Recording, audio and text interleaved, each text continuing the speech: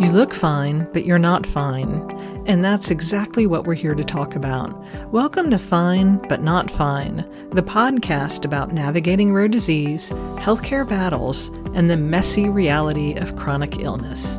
I'm Kelly Paul, and I've been living with Mycosis Fungoides since 2015. This is a space for real talk, real experiences, and practical advice.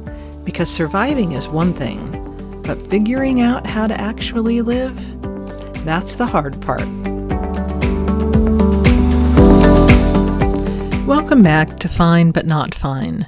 Today, we're diving into something deeply personal, body image and chronic illness. More specifically, how to live in a body that doesn't look or feel the way you want it to. Living with a chronic illness doesn't just affect physical health. It profoundly impacts one's body image and self-perception. Research indicates that individuals with visible symptoms from chronic conditions often experience heightened body image concerns, and this is particularly true for diseases that manifest physically, such as skin-related conditions that I have. Now, a study highlighted in Psychology Today emphasizes that chronic illness can shape body image and identity, especially when the illness leads to visible changes. And the psychological toll of managing a condition that alters one's appearance can lead to increased self-consciousness and anxiety. Now, specifically focusing on Mycosis fungoides, what I have, the Cutaneous Lymphoma Foundation notes that this condition can be present for years or even decades before being accurately diagnosed because it often mimics other skin issues like eczema or psoriasis. And this prolonged uncertainty can exacerbate feelings of frustration and negatively impact one's self-image. Understanding these challenges is crucial. By acknowledging the profound impact chronic illnesses have on body image, healthcare providers, support networks, and us as individuals, we can work together to develop strategies that address both the physical and emotional aspects of these conditions. Now, for me, my body image is impacted by Mycosis fungoides, a form of cutaneous T-cell lymphoma. It's rare, but in my case, it shows up on my skin, and I have red, inflamed, and sometimes scabbed over patches that might weep. Sometimes they bleed because they're very itchy, and I scratch them. And to put it pretty bluntly, they really don't look very nice. They look pretty awful sometimes. And for a long time, I did what I think a lot of people with visible skin conditions do. I covered up. Long pants, long sleeves, cardigans, even in the middle of miserable, humid southern summers. I felt like my skin made me look gross, and I wasn't willing to let other people see it. But one day, I actually hit a breaking point, and I don't remember exactly when I decided I wasn't going to let my skin keep me in hiding anymore. Just one day I realized I wasn't doing it anymore, and I suspect it's because covering up was impacting my enjoyment of life. And let's face it, having an incurable disease makes you think about enjoying life. Now, one of the things I like to do with my husband is go to Virginia International Raceway, VIR, and we go to enjoy really cool cars racing around a track. It is a lot of fun. The participants and the attendees are awesome, and the facilities, it's a country club for race cars, so it's nice. And most of this happens in the summer, the hot, humid, southern summer. Y'all, wearing a cardigan outdoors in the southern summer heat, it's exhausting, and it makes me miserable. Miserable. It sucks the fun out. And somewhere along the way, I just decided I wasn't going to do that anymore. Why was I making myself even more uncomfortable than I already was just because I was afraid of other people's reactions. So here I am, no more long sleeves, no more suffocating layers, at least in summer. When it's cold, that's a whole nother thing. But honestly, if someone has a problem with my skin, that is their problem, not mine. But here's the thing. Just because I stopped covering up doesn't mean I suddenly loved what I saw. Even now, when I look at my arms and legs, I think about what they used to look like. I remember smooth skin, no patches, no scabs, no bleeding, and yeah, I miss that. I wish my skin still looked like that. And I don't say that because I'm fishing for sympathy. I'm long past that. It's just the reality of living with something like this. You can accept it without loving it. And that's where I've landed. I've made peace with the fact that this is what my skin is now. But peace is not the same thing as loving it. And there are the icky moments, and there are also the moments that remind me that even when I forget about my skin does not forget about me. Like when I mindlessly scratch one of those patches or plaques on my body, and a few minutes later, and I realize I look somewhere or someone has said something and I have bled through my shirt or my pants. And there is nothing quite like the look of concern, I'm being polite here, on someone's face when they realize you're bleeding and don't seem to care. But the truth is, after years of this, I just don't always care. It's part of life now. One place where this struggle really shows up is at the gym. Now, I go to the gym for a couple of reasons, and none of them have to do with aesthetics. I lost 2 people very close to me much too soon from cardiac disease. And honestly, that scared the hell out of me. And I don't want to follow the same path. I want to give my body its best shot at longevity, even if it's not the easiest body to live in. And then, somewhat accidentally, I discovered something kind of cool, and that's that working out actually makes my treatment side effects less awful. I get blood work done a lot, one of those fun little perks of having a rare disease. And after I started exercising regularly, the bad numbers in my labs, they started improving.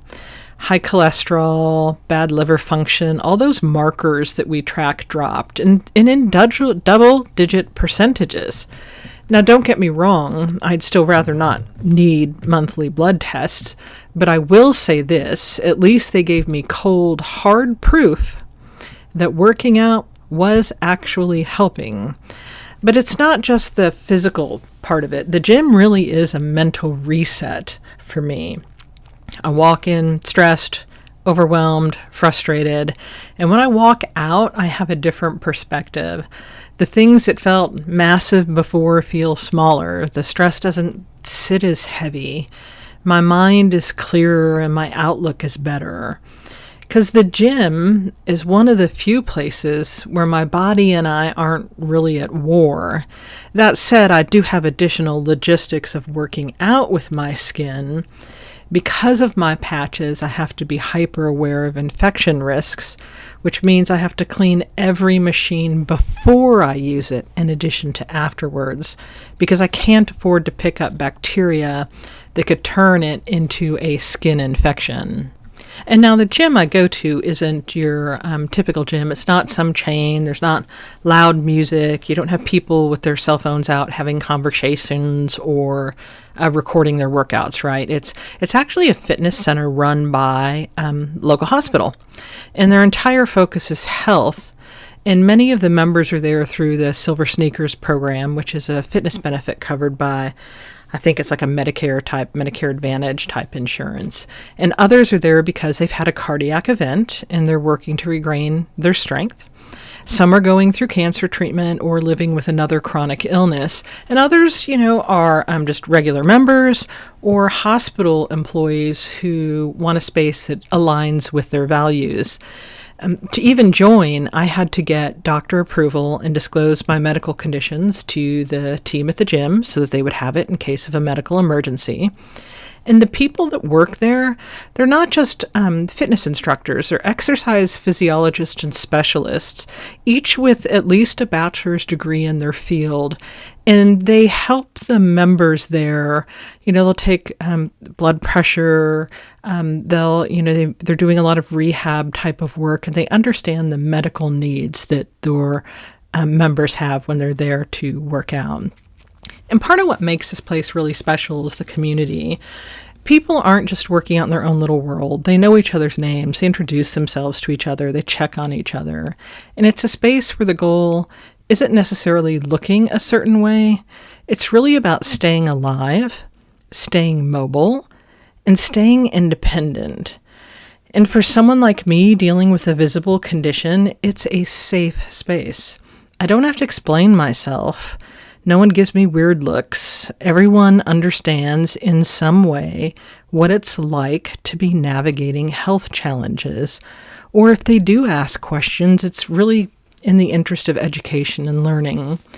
The great news is these kinds of facilities exist all over the country. Many started as part of cardiac rehab programs at the hospitals and evolved as hospitals realized the best way to keep people out of the hospitals to help them stay active and engaged. Now, when we talk about body image and chronic illness, it's really easy to focus on just one piece of the puzzle, like for me, my skin. But the reality is there are so many ways illness and treatment can change how we see ourselves. Like I said, for me, it's my skin, but for someone else, it might be losing their hair because of treatment. Some medications cause weight gain or weight loss. Some surgeries leave scars that never fully fade, and some conditions change mobility, making it harder to move the way you once did. And the tough part? None of this is a choice. If someone shaves their head because they want to, it's empowering, but when cancer or medication takes that choice away, it's a different story. Same with weight changes. When it's happening because of a treatment side effect, you don't get the same just eat this or just work out options that people like to suggest. And this is why body image in the context of chronic illness is so complex. It's not about unrealistic beauty standards. It's about grieving the parts of yourself that don't look or feel like you anymore. So if you're listening and struggling with this, you're not alone, and it's okay to feel conflicted. You can accept your body without loving it. You can work toward feeling better about yourself while also mourning the way things used to be.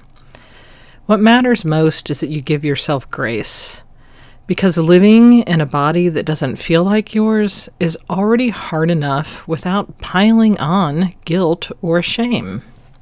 Like I've mentioned in other podcast episodes, I like to look for the sunny side of things, and one of the biggest pros to all of this is that I've learned to be really, really open. If someone asks, "What's that?" I don't get defensive. I don't try to make them feel bad for noticing. I just explain. Oh, that's a patch of cutaneous T-Cell lymphoma, specifically Mycosis Fungoides. It's a type of blood cancer that shows up on my skin, and it's not contagious. And you know what? Most of the time, people appreciate the explanation. They're just curious. They're not trying to be rude, and I'd rather educate someone than have them silently staring and wondering. But here's the thing. We need to stop whispering cancer. So many people hear that word and immediately think death. And while yes, that is the terrible reality for many, it is not the reality for all. And we have to be able to talk about it, to normalize it, to make space for the full spectrum of cancer experiences.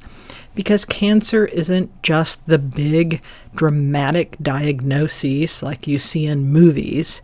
It's also this. It's rashes and blood work and treatment side effects and insurance challenges and pharmacies. It's adjusting to a body that doesn't feel like yours anymore. And the more we talk about that, the easier it becomes. So where does all this leave me? Well, I'm no longer hiding my skin, and that's a win.